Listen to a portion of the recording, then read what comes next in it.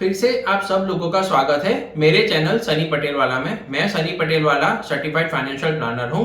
तो अब health insurance coverage का छठा पॉइंट मैं आपको बताने जा रहा हूं, जो है pre and post hospitalisation cover.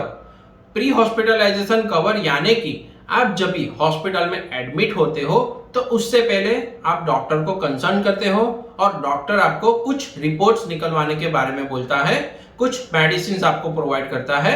तो ये सारे कवरेजेस आपको प्री हॉस्पिटलाइजेशन में इंश्योरेंस कंपनी रीएम्बर्समेंट करके देगी। पोस्ट हॉस्पिटलाइजेशन यानी कि हॉस्पिटल से डिस्चार्ज होने के बाद भी डॉक्टर आपको रूटीन कंसल्टिंग और कुछ रिपोर्ट्स निकलवाने के बारे में बोलता है, कुछ मेडिसिन रेगुलर बेसिस पे आपको लेनी होती है। तो ये हो गया आपका पोस्ट हॉस्पिटलाइजेशन कवर, जो आपको कंपनी रीएम्बर्समेंट करके देती है। अब pre and post hospitalisation cover कितने दिनों तक का वैलिड होता है? प्री हॉस्पिटलाइजेशन कवर हर इंश्योरेंस कंपनी में 30 डेज का फिक्स होता है और post hospitalisation cover different insurance company में 60 डेज से लेके 180 डेज तक का होता है। तो ये हो गया हमारा pre and post hospitalisation cover.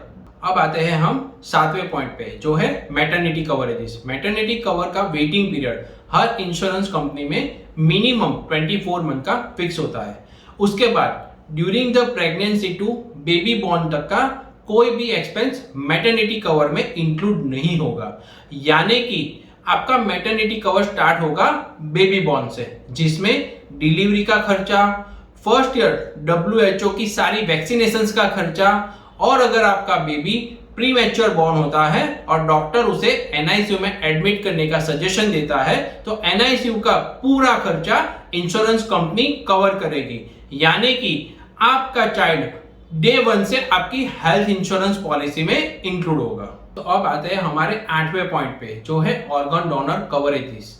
ये बहुत ही रेयर सिचुएशन में मरीज को काम आता है। अगर किसी मरीज को ऑर्गन ट्रांसप्लांट करवाना पड़ा और डॉक्टर ने ऑर्गन ट्रांसप्लांट का खर्चा तकरीबन 25 लाख रुपए बताया और उस मरीज की हेल्थ इंश्योरेंस की पॉलिसी 15 लाख रुपए तक की है, तो हेल्थ इंश्योरेंस कंपनी मरीज को 15 लाख रुपए तक का खर्चा दे देगी और बाकी का जो भी खर्चा है वो मरीज को अपने एंड से मैनेज करना पड़ेगा।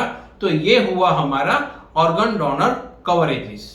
तो अब बात करते हैं हमारे 9वें पॉइंट की, जो है एयर एम्बुलेंस कवर।